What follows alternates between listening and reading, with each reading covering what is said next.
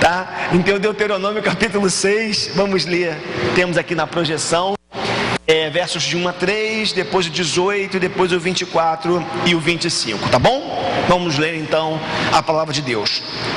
Esta é a lei, isto é, os decretos e as ordenanças que o Senhor, o seu Deus, ordenou que eu ensinasse a vocês, para que vocês os cumpram na terra para a qual estão indo, para dela tomar posse.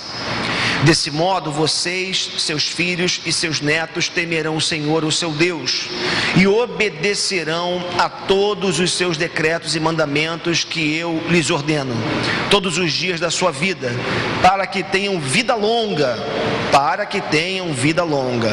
Ouça e obedeça, ó Israel. Assim, tudo lhe irá bem, e você será muito numeroso numa terra onde há leite e mel, com fartura, como lhe prometeu o Senhor, o Deus dos seus antepassados.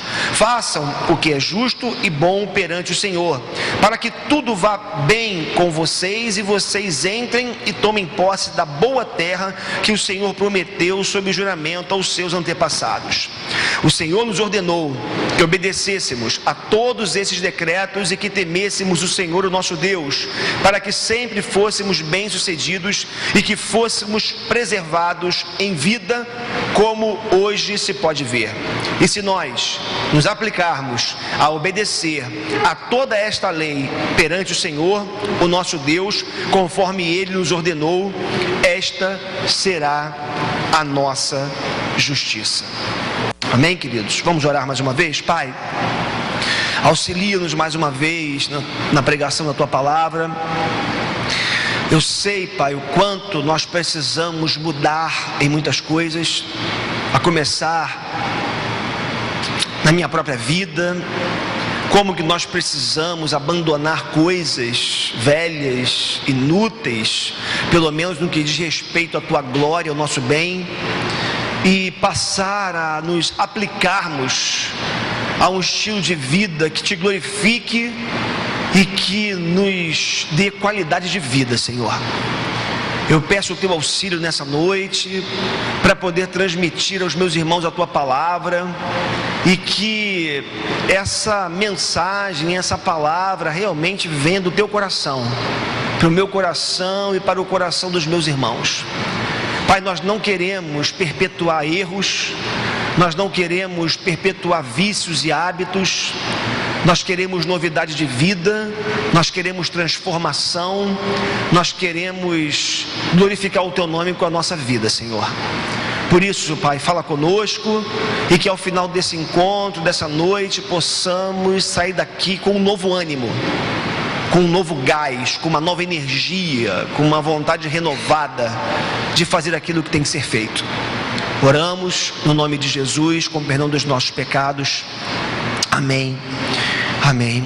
Louvado seja o Senhor nosso Deus. Queridos, como já lhes anunciei, o texto que nós lemos, ele é apenas um fragmento de Deuteronômio capítulo 6, texto este que nos acompanhou aqui ao longo de toda a semana, desde o último domingo. É interessante esse texto porque quando nós o lemos, fica claro nele uma condição e uma recompensa, ou uma condição e algumas recompensas. Podemos dizer, por que não, como já está no tema, no título dessa série, que existem leis, princípios, valores, disciplinas, hábitos que, se observados, melhoram a nossa qualidade de vida, melhoram o nosso estilo de vida.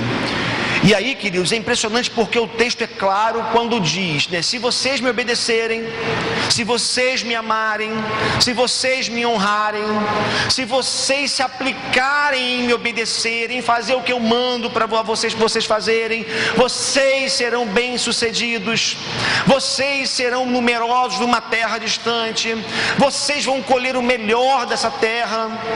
Então fica evidente na leitura de Deuteronômio 6 uma certa condição, uma certa relação entre plantar e colher, uma certa relação entre você fazer algumas coisas, tomar algumas decisões, colocar algumas coisas em prática na sua vida e, como consequência, colher frutos bons.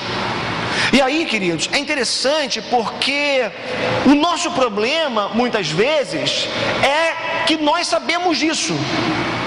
O nosso maior problema, na maioria das vezes, não é não saber, mas é não conseguir colocar em prática aquilo que a gente sabe. Olha o que Leon Tolstói, ele vai dizer, um romancista russo, ele vai dizer: é mais fácil escrever 10 volumes de princípios filosóficos que pôr em prática só um deles. A frase de Tolstói nos informa, nos mostra que nós somos muito bons em teorias, em regra, que nós conhecemos bastante, que nós sabemos o que nós temos que fazer, mas nós não conseguimos transformar esse saber em prática. Nós não conseguimos startar o processo, nós não conseguimos sair do lugar muitas vezes, e esse é o nosso grande problema, e fica estampado, como já lhes disse, que a maioria de nós não consegue fazer o que precisa ser feito para melhorar de vida. E aí, algo vai se perpetuando na nossa vida. Entra ano, sai ano. Entra ano, sai ano. A gente vive de promessas. A gente vive de sonhos que estão mais para nuvens, mais para realidades, se é que eu posso dizer, virtuais ou etéreas, do que propriamente coisas concretas na nossa vida. Esse é o nosso grande problema. Quer ver só alguns exemplos? Eu posso dar aqui exemplos, enfim, para nós nessa noite. Todos nós sabemos que fazer exercício físico é fundamental.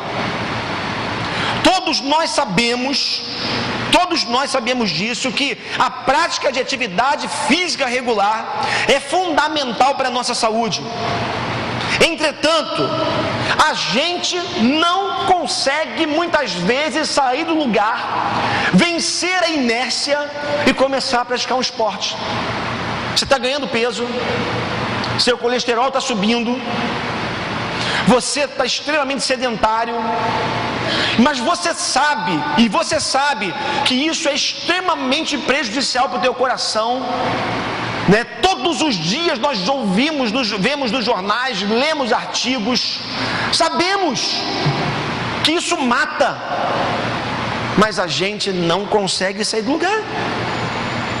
Nós sabemos que comer um monte de porcaria entope as veias, as artérias, não é verdade? A gente sabe que comer gordura saturada, comer fast food, essas comidas aí que estão aí, mais práticas, mais fáceis, nós sabemos que esse negócio a médio prazo, vou dizer nem longo, a médio prazo, vai acabando com a gente.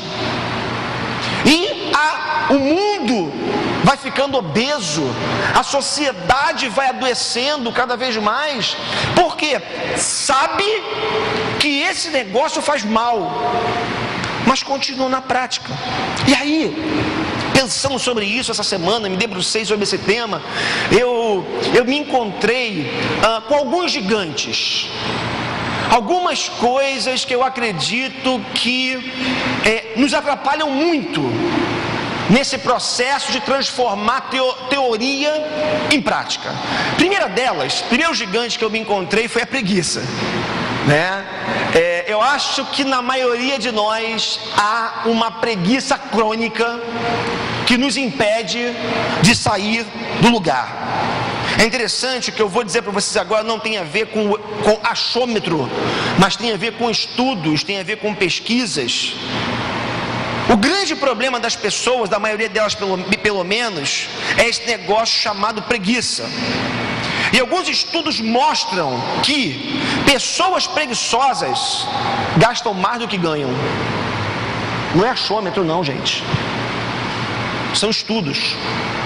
gastam mais do que ganham, quase que invariavelmente são obesas. Não estou dizendo que toda obesidade é fruto de preguiça, mas quase que invariavelmente pessoas preguiçosas são obesas. Por isso, é necessário que superemos a preguiça, que convençamos a nossa própria mente que nossa mente precisa ganhar força interior para que nós possamos fazer o que tem que ser feito e vencer a preguiça. Porque dá trabalho mudar algumas coisas. Então, quando você pensa, caramba, fazer atividade física, só de pensar cansa, não é verdade? Só de pensar nesse negócio cansa. E aí, a gente vai perpetuando algo na nossa vida, que eu vou falar um pouquinho mais sobre isso daqui a pouco. Mas é necessário que nós superemos a preguiça, que nós nos convençamos da importância de fazer o que tem que ser feito. Tudo começa na convicção de que algo tem que ser feito. E daí você vai tentar startar alguma coisa na sua vida. Então a primeira coisa é a preguiça. Os segundos são muito gigantes. Eu separei apenas alguns. Um segundo gigante que eu percebi foi a desorganização. Gente, é impressionante. Escuta uma coisa: quanto mais desorganizado você for pessoalmente falando, mais a sua vida será desorganizada. Vou dar um exemplo. E aí a gente tem que começar a pensar nas pequenas coisas. Falar de tendência. Pessoas, sabe aquela tua gaveta que você não acha nada? Sabe aquela gaveta cheia de papel, clipse, carimbo e sei lá mais o que você não abre, ou que tem preguiça de abrir, que você não organiza, sei lá, aquela gaveta que é uma bagunça. Deixa eu dizer uma coisa para você: essa simples gaveta bagunçada pode denotar a sua vida como um todo. Explico. As pesquisas, os estudos mostram que quando nós não conseguimos mudar algumas coisas no nosso universo micro, a gaveta, o nosso quarto, a nossa vida, de alguma forma, ela se embaralha. Então, o que eu estou querendo dizer é que muito da nossa desorganização na vida como um todo tem a ver ou começa com pequenas desorganizações que a gente acha que não tem problema nenhum. É a toalha fora do lugar, tá ali, né? Talvez isso aqui pareça com a casa de alguns, ou pelo menos com o quarto de alguns. Eu acho que se você for lá em casa hoje vai estar assim, mas tudo bem. Depois da semana de oração que a gente teve aqui intensa, fora de casa, fomos para Friburgo ontem, mas não importa. Está bagunçado. Você precisa entender, eu preciso entender que essa gaveta bagunçada, que esse quarto bagunçado, às vezes parece que caiu uma bomba dentro do quarto da gente, né? Tanta desorganização pode estar refletindo a nossa vida. Pastor, nada a ver. Faça uma análise rápida da sua vida, dos seus compromissos, da sua pontualidade, da sua rotina, enfim, desorganização. Esse negócio é tão sério. Falando dessa desorganização, porque a desorganização ela faz com que nós tenhamos um dia de muito desestímulo. Vou explicar. Olha só o que acontece. E muitas consequências. Você dorme tarde. Dá um exemplo, tá? Hábito de dormir tarde. Aí você bota o teu relógio para despertar, celular para despertar 6 horas. 15 para as 6. Aí você está cansado, aí você bota mais 5 minutos. Tem lá como é que é o nome? Vocês sabem, né? É isso aí. Soneca. Aí depois mais 5 minutos. Depois mais 5 minutos. Até o ponto que você fala assim, não dá mais. Aí você levanta atrasado. Aí você, olha só, foi dormir tarde, não foi? Aí você levantou atrasado, não foi? Aí você não tem tempo de tomar um café adequado. Aí você sai com fome, atrasado. O ônibus regular, que é o mais barato, você não pode pegar mais porque ele demora muito. Aí você pega o especial, que é mais caro. Aí você não tomou café em casa. Aí você, consequentemente, vai tomar café na rua. E, consequentemente, vai chegar atrasado e vai tomar uma bronca do teu chefe. Sabe o que isso aqui significa, esse círculo vicioso? Você começa com um hábito, joguei a palavra que eu não queria jogar agora, mas vou voltar nela, um hábito ruim de dormir tarde. E todo o teu dia se compromete. Você gasta mais dinheiro com a passagem, você gasta mais dinheiro com café fora de casa.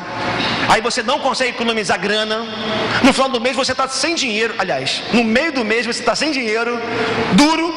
Tudo por conta de uma prática, de um hábito ruim aqui atrás. Então, essa desorganização da vida, que começa nas pequenas coisas, atrapalha demais o nosso cotidiano, nossa rotina. Quer ver um outro gigante que eu só não sofro dele porque eu tenho a Cristiane na minha vida? É esse aqui, ó. Até falar é difícil, cara é analfabeto até para falar. Analfabetismo financeiro.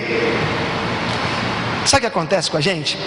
Nós temos muita dificuldade com estatísticas, pesquisas, planilhas, orçamento. E tudo isso, tirando o Alexandre, que é professor de matemática, né? Aqui talvez nessa noite, a Cristiane, aqui economista, em outras exceções, a gente tem muita dificuldade com esse negócio, com números. E nós somos quase que analfabetos financeiros, orçamentários. A gente não tem a capacidade, irmãos, de pegar uma folha em branco, fazer uma linha no meio e colocar receita e despesa. Simples, né? Receita X, despesa 5X, né? Em regra, o que acontece? A gente é assim, a maioria é assim. Somos meio que analfabetos financeiros. Quer ver um outro gigante que atrapalha muito a nossa vida? A soberba que nos impede de enxergar as pequenas coisas. Nós nos preocupamos em regra, com as grandes coisas. O soberbo é assim. Ele acha que ele não tem que perder tempo com pequenas coisas. Ele não tem que perder tempo com pequenas mudanças. Ele não tem que perder tempo com coisas que ele acha que não são importantes. Tipo, aquele pijamão velho, rasgado, que você usa todo dia em casa. Ah, mas é tão confortável. Mas é tempo de você jogar esse negócio fora, cara. Sabe por quê?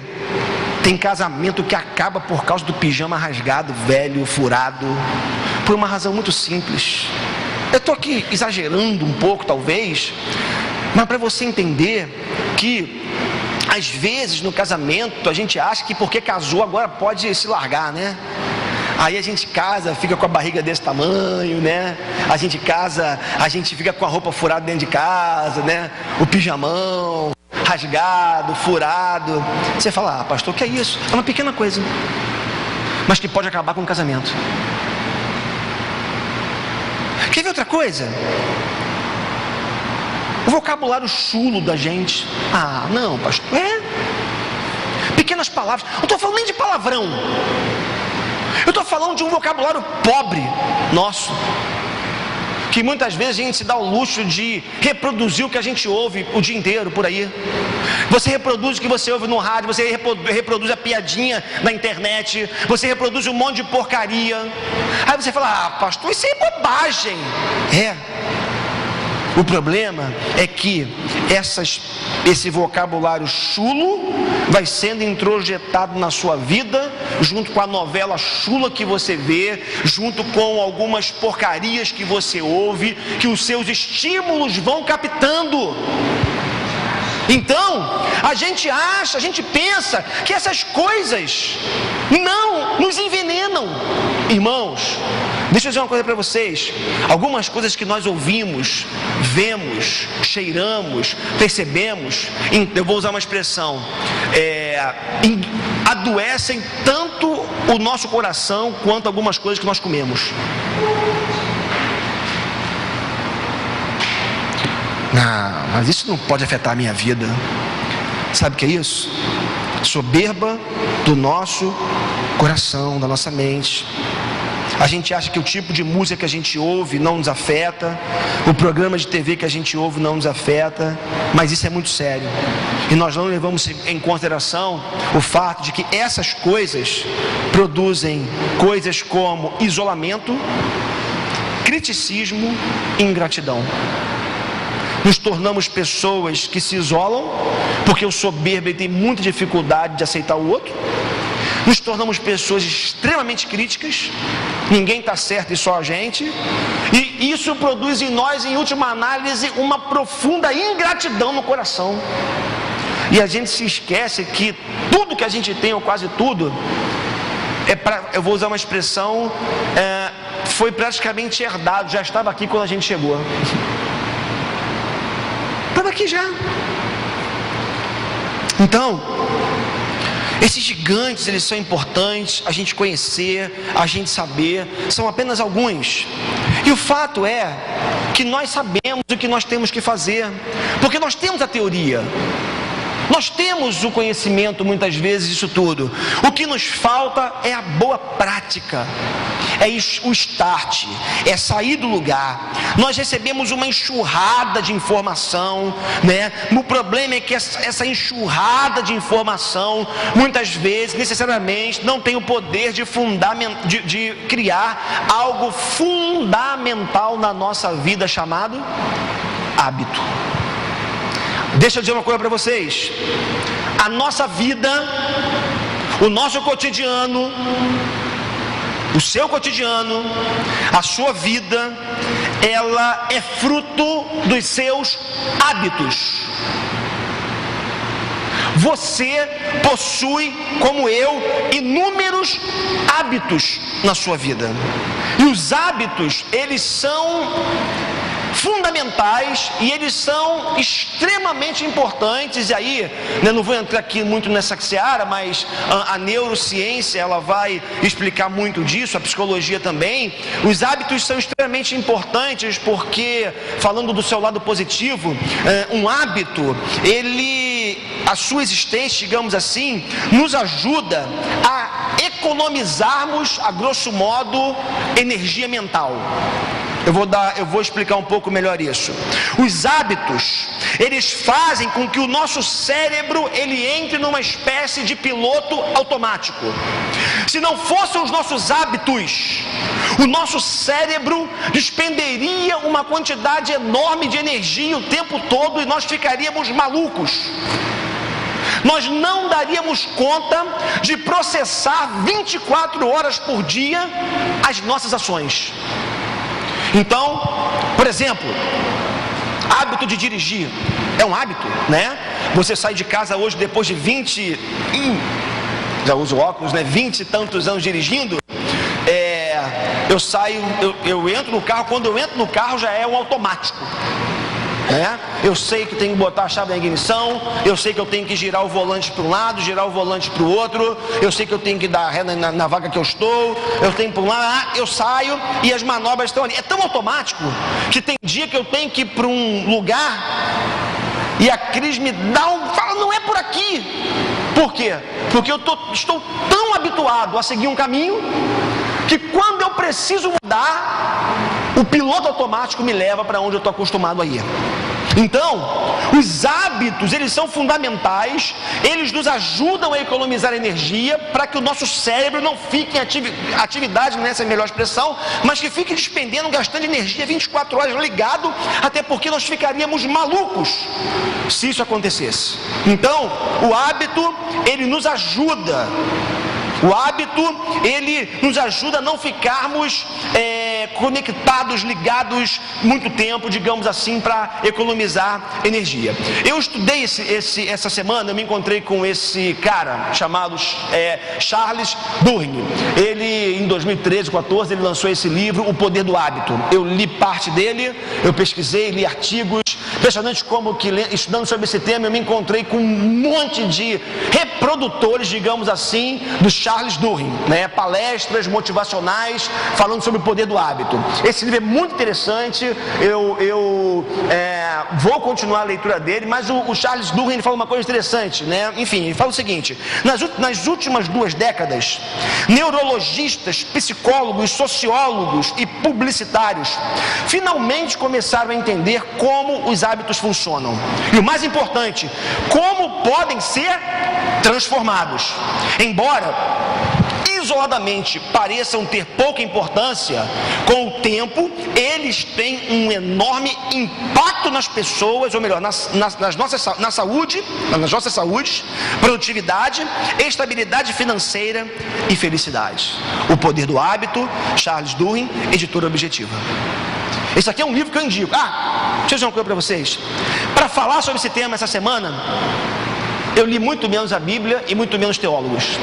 Eu li muitos artigos, muita gente que não tem a ver com o meio cristão, mas muita gente que talvez, se a gente colocasse aqui no domingo à noite, exceto a ausência da palavra Jesus ou Deus, até sobre espiritualidade é falado, a gente acharia que esse cara é um bom pastor, é um bom pregador, prega bem, porque muita coisa boa a gente encontra fora desse eixo, desse ciclo cristão.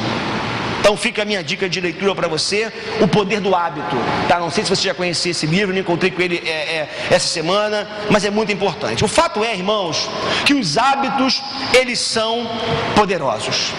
Os hábitos norteiam, determinam a nossa vida. E aí, alguns experimentos foram feitos nos últimos tempos a respeito do hábito, ou dos hábitos, tá? Por exemplo, teve um experimento feito com um homem chamado Eugene, nos Estados Unidos, parece, onde esse cara sofreu um acidente, ficou doente, ou uma coisa aconteceu, que ele perdeu a memória dos últimos 20 anos. E além de perder a memória dos últimos 20 anos, esse homem, ele também perdeu a memória imediata. Os últimos acontecimentos, os últimos segundos antes do momento atual. Ok? Então ele perdeu a memória dos últimos 20 anos e perdeu também a memória extremamente recente. E aí, ele estava no hospital, enfim, no processo dele de recuperação, ele volta para casa. E aí, alguns estudos, um acompanhamento foi feito do Eugene. E aí, quando ele voltou para casa, na tentativa de fazer com que ele se lembrasse de algumas coisas, pegaram, por exemplo, um mapa da casa dele, uma planta da casa dele, e perguntaram: você sabe onde fica o seu quarto? Ele dizia: não sei. A casa ele havia comprado havia 20 anos, antes desses 20 anos, né? Anterior a esses 20 anos. Ele não lembrava dos filhos, não lembrava dos netos, lembrava da esposa, né, que estava com ele antes desse período, tá bom? A casa foi comprada dentro desse período de 20 anos. Enfim, ele não sabia nada da sua casa, não sabia onde ficava o quarto, o banheiro, não se localizava. Mas aí, o especialista lá, quem o acompanhava, enfim, teve uma sacada. Perguntou para ele: vem cá, quando você tem fome, o que você faz? Aí, o texto que eu lia, né, a história, enfim, o estudo que eu lia, diz que ele levantou, foi até a cozinha, pegou um amendoim no armário e comeu. Aí, voltando, a pessoa que estava fazendo o teste lá, avaliando, enfim, perguntou para ele, o especialista: como é que você sabia que naquele lugar, ali, havia amendoim? Aí ele falou: eu não sabia, eu simplesmente fui. Por quê? Ele havia perdido a memória, mas o hábito de ir à cozinha quando estava com fome ou por algum outro motivo, pegar um alimento, estava tão arraigado dentro dele que ele simplesmente fazia. Essa história do Eugene mostra como que hábitos são poderosos. como que a gente vive a vida a partir desses hábitos. Significa dizer que tem muita coisa que a gente faz, irmãos, que a gente não sabe por quê, mas a gente faz. Simplesmente faz. E aí, para aprimorar, intensificar um pouco mais o estudo a respeito dos hábitos, testes foram feitos, laboratoriais, dentro do laboratório. Por exemplo, teste com ratinho. Quando pegaram um ratinho no laboratório, colocaram num labirinto, uma porta, e era uma sirene, soava um barulho, um clique era feito, a porta era aberta, e esse ratinho, ele tinha que atravessar todo o labirinto, tinha algumas furadas, né, alguns caminhos que não levavam até o final, onde tinha um alimento, tinha comida, e isso foi repetido dezenas, centenas de vezes. E aí foram colocados eletrodos na cabeça do ratinho, ou dos ratinhos, e aí o que acontece? Toda vez que a sirene, o barulho, o clique era dado, o ratinho saía, né? A porta era aberta, perdão, o ratinho saía para a sua jornada até chegar onde tinha a recompensa, que era a comida. O que eles perceberam, os estudiosos, os especialistas? É que na primeira vez que foi feito o experimento com o ratinho, houve uma grande descarga mental, de energia, digamos assim, né? Por quê? Primeira experiência, o ratinho, ele se viu ali desesperado, o que eu faço? Bateu, foi para um lado, para o outro, até chegar no alimento. Na segunda vez, a mesma coisa. Mas eles perceberam que conforme eles foram aumentando os testes, né, fazendo mais testes, a energia que o ratinho gastava até chegar do outro lado, essa energia foi diminuindo, até o ponto do ratinho gastar uma energia mental mínima para chegar do outro lado. Apenas quando o barulho, a sirene, o clique era dado, é que o ratinho, ele tinha um pico de energia mental.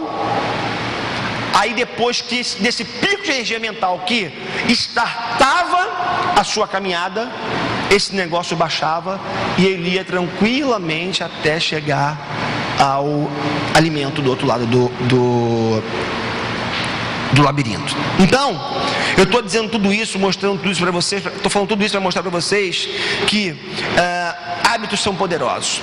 Voltando para o autor que eu citava aqui agora, o Charles Duhigg, ele fala uma coisa interessante. Ele diz que o hábito ele tem uma estrutura, tá? E a estrutura do hábito é a seguinte: existe uma deixa, que é um motivo, uma motivação, existe essa deixa, tá? Essa provocação, esse estímulo, existe uma rotina e existe uma recompensa, ok? Então, na formação de um hábito, existe uma deixa ou estímulo, existe uma rotina e existe uma recompensa.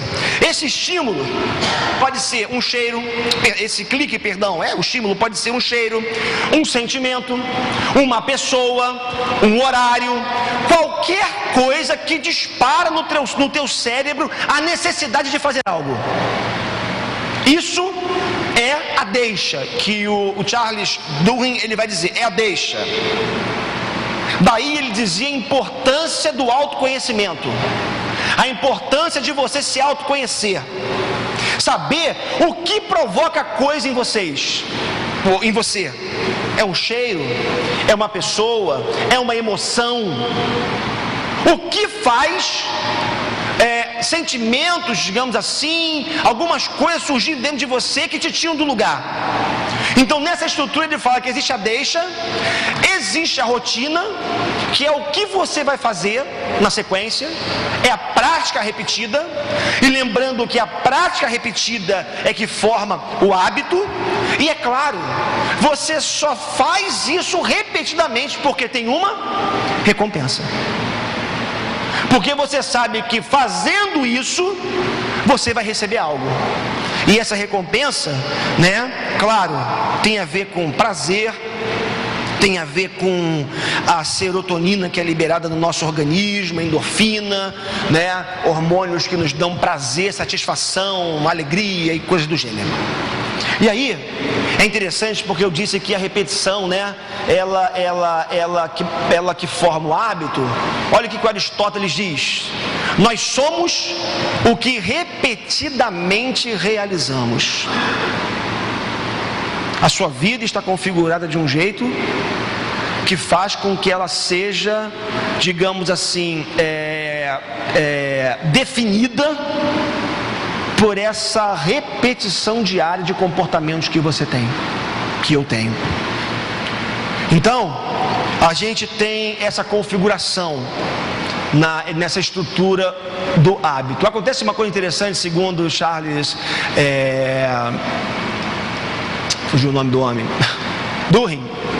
Ele fala o seguinte, que num processo, quando um hábito está muito arraigado na gente, o que acontece é que muitas vezes a gente tem uma deixa, tem um estímulo, algo que provoca a gente, porém, nós pulamos a rotina e vamos direto para a busca da recompensa. E quando isso acontece, é que nasce algo chamado ansiedade dentro da gente. Porque o teu cérebro já se programa para que quando a deixa aconteça, tá? Você comece a produzir uma rotina em busca de algo. Entretanto, muito da ansiedade que a gente vive no nosso dia a dia tem a ver com o desejo de pular a repetição, a rotina, para chegar direto na recompensa. E a gente vive às vezes ansioso por causa disso. Vou dar um exemplo para você do que eu estou falando. Um exemplo dessa ansiedade que nasce com a deixa. Esse negócio aqui chamado celular. Se prepare para um desafio hoje, ao final dessa palavra. Você tem seu celular e você programa ele para piscar. O meu, quando chega um e-mail, um WhatsApp, o meu pisca, vibra, toca, ainda me dá um beliscão para dizer que chegou a mensagem. Chegou a mensagem. Olha o processo aqui do hábito. Onde é que está a deixa? Aqui, né? O gatilho é outra expressão que é usada. Onde é que está o gatilho? É justamente o toque do celular, a programação do toque do celular. Está programado.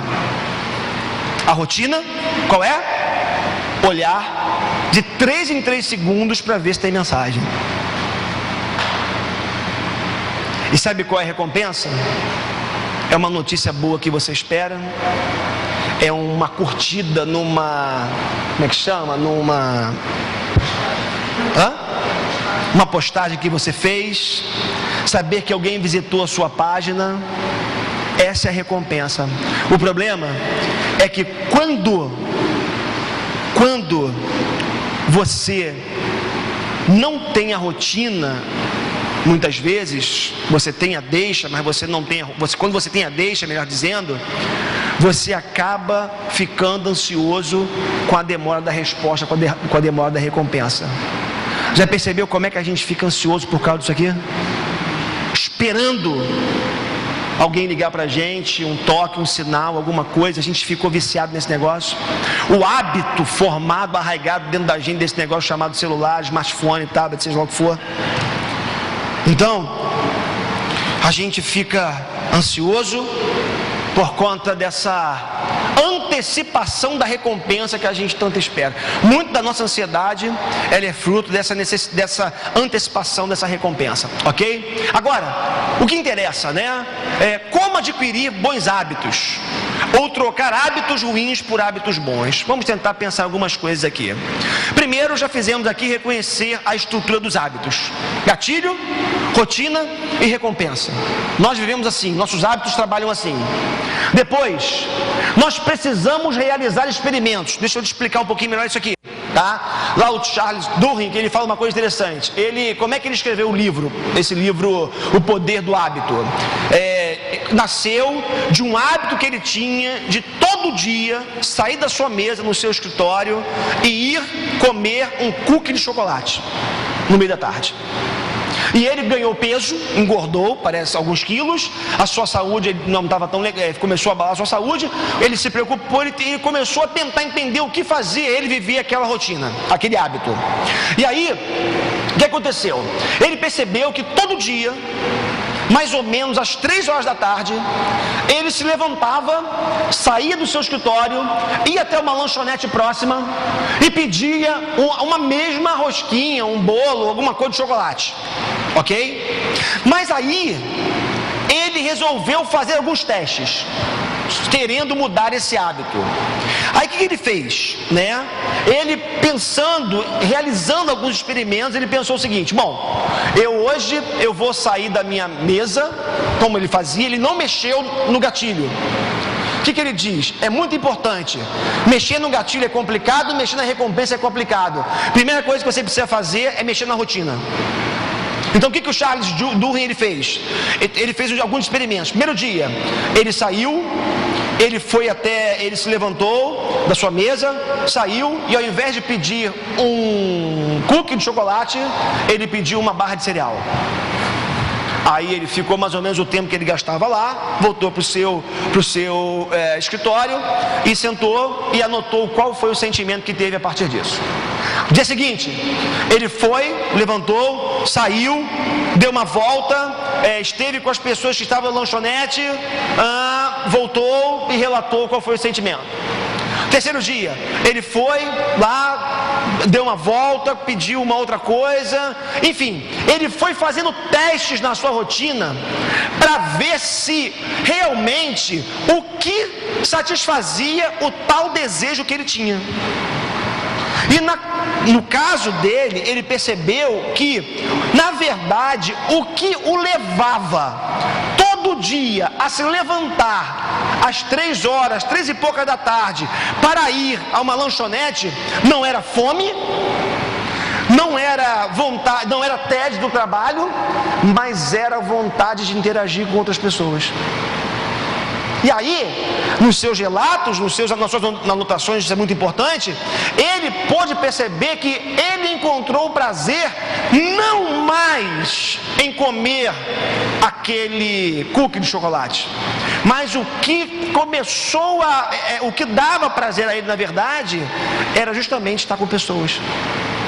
E isso foi fundamental para ele viver esse processo de mudança de hábito e melhorar a sua qualidade de vida, é claro. Então, primeira coisa, então, reconhecer a estrutura dos hábitos, realizar experimentos, isolar os gatilhos, né? Ele diz que existem alguns gatilhos, são pelo menos 5 tipos de gatilhos, tá bom? Já falei aqui de alguma forma. Lugar. Existem lugares que disparam coisas na gente. Existem horas, alguma hora determinada do dia, que alguma coisa é disparada em você. Companhias, pessoas fazem isso, disparam isso na sua vida. Sentimentos, coisas que passam pela sua cabeça, pensamentos, histórias do passado. E o fato imediatamente anterior, uma experiência que você teve segundos ou minutos antes daquele gatilho ser disparado. Então ele diz que existem, daquela vontade de acontecer, existem pelo menos 5 tipos de gatilho: lugar, hora, companhia, sentimentos e fato imediatamente anterior. No processo dele, ele diz o seguinte: é importante que se anote tudo isso. Gente, quer mudar o hábito? Dá trabalho. Dá trabalho. E aí, o que me chamou a atenção é que ele fala que nesse processo também, uma coisa muito importante é você começar ou achar uma estratégia para que você mude de hábito. Por exemplo, algumas pessoas têm o hábito de roer unha, é um hábito, ok? É um hábito. Dos estudos que eu li, uma menina procurou o médico dizendo que queria parar de roer unha e não conseguia, tinha feito de tudo, colocado aquele esmalte que tem gosto, aquela coisa toda, fez um processo. Aí o médico fez a seguinte proposta para ela: toda vez que você sentir vontade de roer unha, de colocar a mão na boca, procure pegar o seu dedo e fazer assim, ó, bater numa mesa e fazer barulho com a sua unha, com o seu dedo. Unha não tem mais, né? Com o seu dedo. E aí, essa menina fez esse teste. Ela mudou, ou seja, o que o médico fez, esse especialista fez, foi provocar, como é que eu posso dizer? Produzir uma estratégia para que ela tentasse mudar esse hábito. E aí, nessas tentativas é importante que você se teste. É importante que você encontre coisas que vão gerar prazer ou que vão diminuir a ansiedade dentro de você, porque muita da nossa ansiedade, como já disse para vocês, é fruto de hábitos que não trouxeram ainda o prazer que a gente tanto deseja. Então, os experimentos são importantes. Nós temos que saber o que nós buscamos. O que eu busco? Quando eu roo unha, quando eu levanto no meio do dia para comprar um bolo de chocolate, todo dia faço aquela coisa igualzinha, o que eu busco? Do que eu estou atrás? Isso é muito importante que você saiba. Então, será que eu quero, falando do trabalho, da parada, eu quero um break, eu quero me socializar, eu quero descansar um pouco da minha rotina pesada, eu quero estar com pessoas, o que eu busco com isso tudo? Isso é muito importante a gente saber. Então, como eu falei para vocês, o Charles Duhigg, ele faz essa proposta que se registre tudo por uma razão muito simples. Ele fala o seguinte, que quando você pensa, o nosso pensamento em geral é caótico, a gente pensa desorganizado, mas quando você registra, você registra de forma ordenada. Você anota e você tem condições de processar aquilo que você simplesmente anotou. Isso é importante porque vai nos ajudar nesse processo de nos encontrarmos e conhecermos a nós mesmos. E depois ele vai falar da importância também, além dessa estratégia, a importância, claro, de nós começarmos a criar novos hábitos, ok? Isso é muito importante. Bom, 4 coisas que você precisa para romper com hábitos ruins e criar bons hábitos. Primeira coisa, você tem que ter foco. Tem que ter foco. Manter o foco em algo é muito importante. E eu gostei dessa definição de foco. Parece que é do Steve Jobs, não tenho certeza. Foco é a capacidade de dizer não.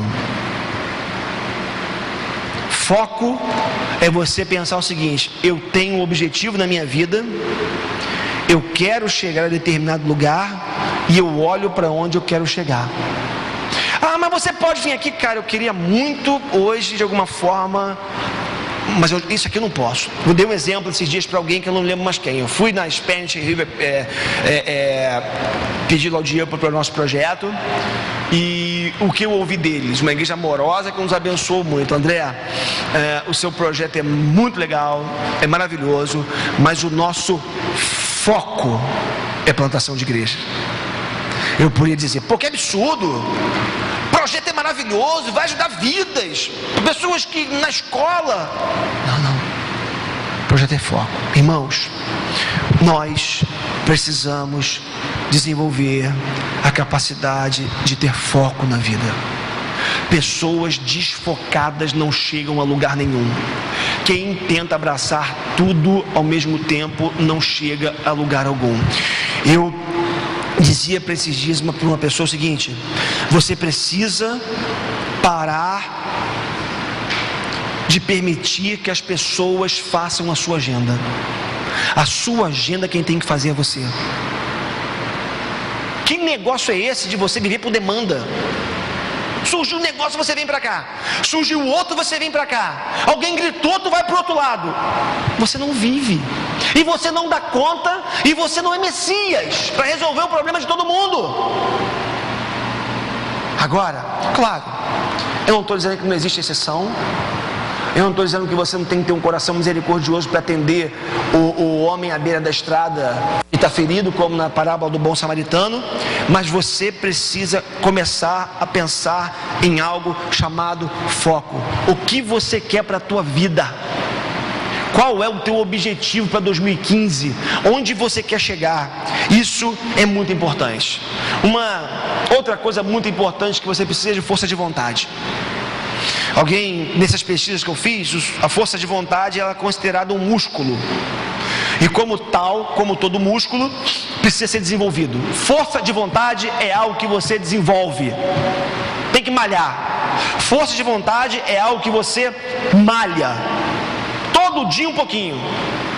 Para poder conseguir o que você realmente deseja. Então, a força de vontade, ela, como eu falei, é tipo um músculo que precisa ser exercitado, tá? Então, você tem que pensar numa coisa, e é muito importante isso. Como o músculo, a força de vontade cansa. Então, uma dica interessante: não tente mudar vários hábitos ao mesmo tempo, porque você não vai ter força de vontade para fazer isso tudo. Comece com um. Treine a sua força de vontade em um. Isso é muito importante, porque quando a gente tenta mudar um monte de coisa, é óbvio que nós não vamos ter força para isso. E o que vem na sequência? Frustração, desânimo, e a gente perde a vontade de fazer aquilo que a gente estava planejando fazer. Não tente mudar hábitos fortes ao mesmo tempo. Força de vontade pode ser considerada uma virtude preponderante na nossa vida. E essa virtude destaca-se porque nos permite a realizar aquilo que naturalmente não é fácil. Eu vi uma frase essa semana de um chamar uma expressão que guru aí dessa questão da motivação. Ele diz o seguinte: não precisa ser fácil, basta valer a pena. Na vida, o que vai ser fácil? A pergunta não é se é fácil ou difícil, a pergunta é: vale a pena? Vale a pena isso aqui? Se vale a pena, cara, eu revi nas minhas, vou adiantar um pouquinho aqui, ela está avançada. Eu, nessas pesquisas, lendo, ouvindo, vendo documentários, eu me encontrei com aquele repórter Clayton Conservani do Fantástico, da Globo, enfim. E ele fez aquela série Planeta Extremo. E ele percorreu uma maratona de 256 quilômetros no deserto do Saara. E fez outra maratona no gelo. E numa das duas, que eu não lembro agora, eu acho que foi na do gelo, ele estava exausto, o pé dele em frangalhos, destruído, dedo congelado já, enfim, o cara não aguentava mais. E tem uma hora que ele fala assim: que se dane o cansaço, que se dane a dor, eu vou chegar onde eu me propus. Achei fantástico isso. Que se dane o cansaço, que se dane a dor, eu vou chegar lá. E aí é impressionante, porque ele teve um gatilho, a matéria, o desejo, a reportagem, ele teve a rotina de treinos e ele teve a recompensa. Depois ele deu algumas palestras falando de como foi tremendo aquela experiência que ele teve, como que a vida dele mudou, enfim, quantas coisas legais ali aconteceram. Então, é importante você entender, a força de vontade é como um músculo, a força de vontade tem que ser exercitada, mas a força de vontade cansa. Então não adianta você tentar mudar tudo ao mesmo tempo. Comece com pequenas coisas, ou comece com coisas que são centrais, né? A frase não precisa ser fácil, apenas valer a pena. E aí eu me encontrei com Isaías 26:3. Você fala: pastor, até que enfim um texto bíblico, né? Semana passada a gente leu tanta Bíblia que hoje eu me dei o luxo de sair um pouco dela e a gente, nela, claro, sempre na palavra de Deus, trazer um aspecto mais prático para essa nossa conversa. Mas Isaías 26:3 vai dizer assim: Tu, Senhor, guardarás em perfeita paz aquele cujo propósito está firme, porque em ti confia. Eu gostei do meio desse versículo quando disse propósito firme. Irmãos, nesse processo de busca por aquilo que a gente deseja, de coisas que realmente são difíceis, de lutar contra a falta de vontade, a gente precisa buscar em Deus essa renovação da nossa força de vontade para fazer o que tem que ser feito e para mudar o que tem que ser mudado. Senhor, tu guardarás em perfeita paz aquele cujo propósito está firme. Pensa mais uma vez como a frase desse, desculpa a expressão, guru aí da motivação: não precisa ser fácil, basta valer a pena, e eu tenho o propósito de chegar lá. Eu quero chegar lá, eu desejo chegar lá. Avançando, uma terceira coisa que você precisa fazer é realize pequenas vitórias. Aquilo que é chamado, não sei se pelo Charles Duhigg ou por algum outro autor que eu li, de hábitos angulares, que vem de pedra angular. Ele diz que existem alguns hábitos angulares. Hábito angular são hábitos que desencadeiam outros hábitos na nossa vida. Ele fala, por exemplo, da prática de atividade física regular. E aí, fruto de estudo, mais uma vez, tá bom? Ele diz o seguinte, os estudos mostram o seguinte, que quando nós praticamos atividade física regular, nós passamos a nos alimentar melhor, temos o desejo de nos alimentar melhor, nós vamos dormir mais cedo, nós nos tornamos pessoas mais tolerantes, nós fortalecemos mais a nossa vontade, nós fazemos melhores escolhas, nós usamos menos o cartão de crédito, somos mais pacientes e coisas do gênero. Vocês tinham parado para pensar nisso? Que a prática de atividade física pode desencadear outros hábitos na sua vida? Isso aqui, gente, não é um pastorzinho de uma igreja pequena chamada Comunidade Presbiteriana da Freguesia que está dizendo, não. São estudos que comprovam isso. Hábitos angulares, que se você conseguir introduzir na sua vida, você tem a chance de começar a introduzir outros hábitos na sua vida. Quer ver uma outra coisa que os especialistas dizem ser hábito regular? Algo que nós perdemos, que precisamos resgatar: refeições em família. Os estudiosos vão dizer que a refeição em família, um jantar, um café da manhã, aumenta o rendimento escolar das crianças, produz mais segurança na criança e no adulto e dá mais controle emocional. A segurança familiar, a mesa, estar juntos, o filho saber que o pai o ouve, que o pai o acolhe, que o pai o entende e até o exorta. Isso produz melhor rendimento escolar e produz mais controle emocional. Mais uma coisa que vocês talvez, enfim, vamos lá. Hábito de arrumar a cama de manhã. Interessante, né? Quando que a gente podia imaginar, mais uma vez, frutos de pesquisas e estudos mostram que pessoas que arrumam a cama pela manhã têm mais aptidão para manter as contas dentro do orçamento.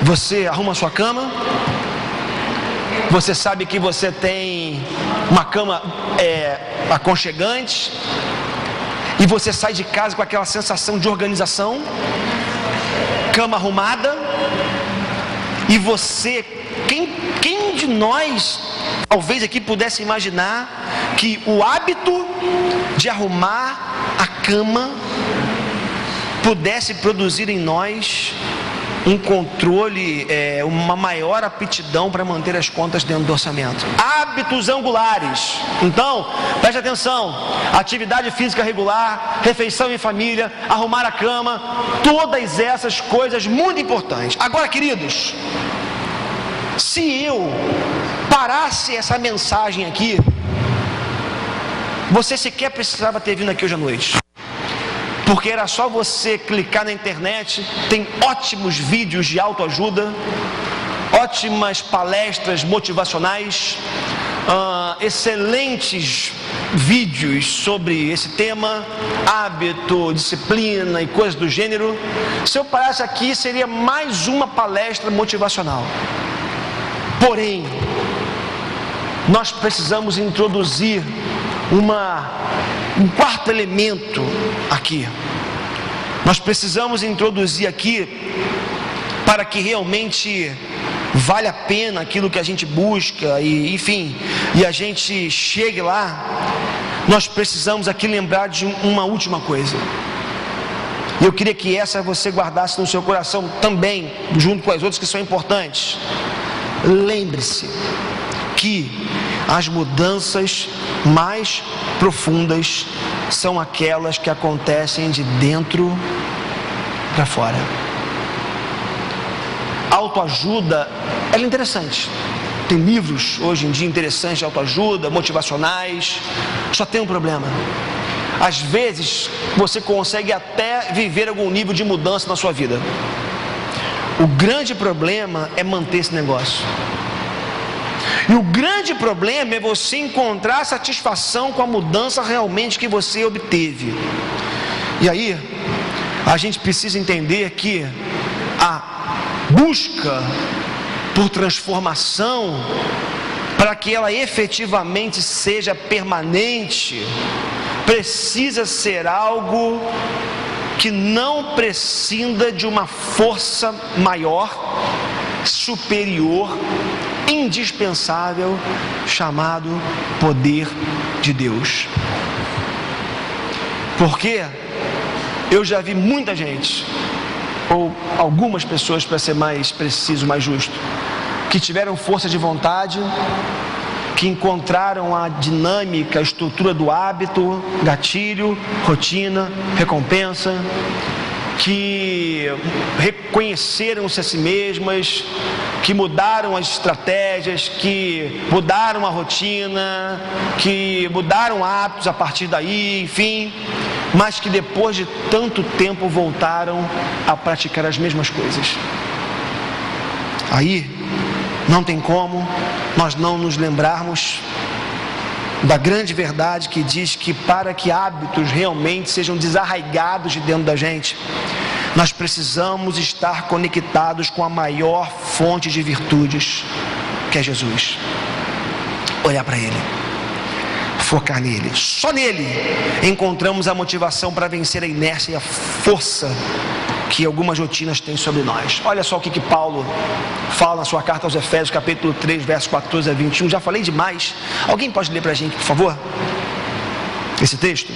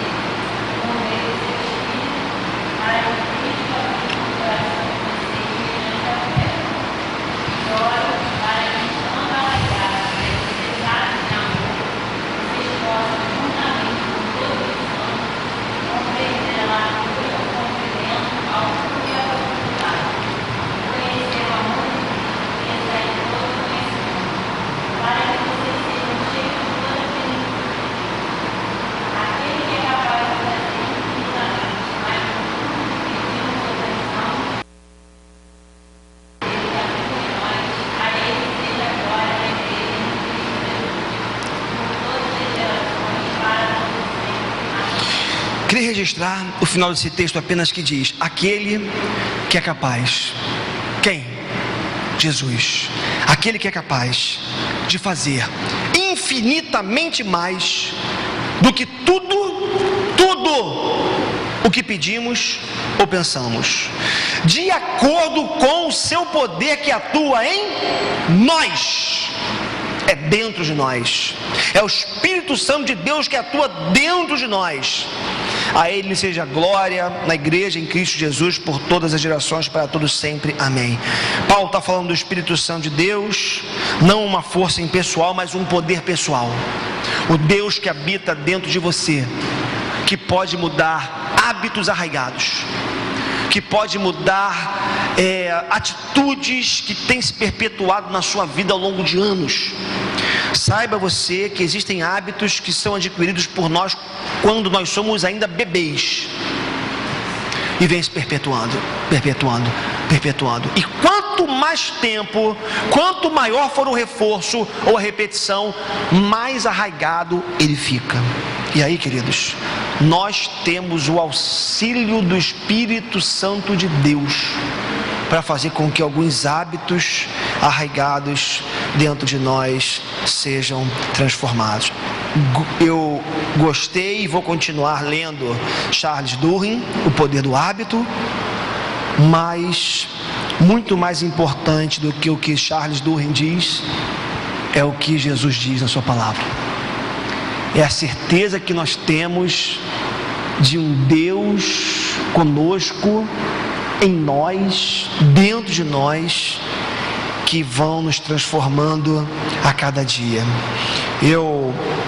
Para terminar e passar um pequeno vídeo aqui pra gente aqui nessa noite, eu me encontrei com essa frase do Gandhi que diz assim: nossas crenças se transformam em pensamentos, nossos pensamentos se transformam em palavras, nossas palavras se transformam em ações, nossas ações se transformam em hábitos, nossos hábitos se transformam em valores, e nossos valores determinam o nosso destino.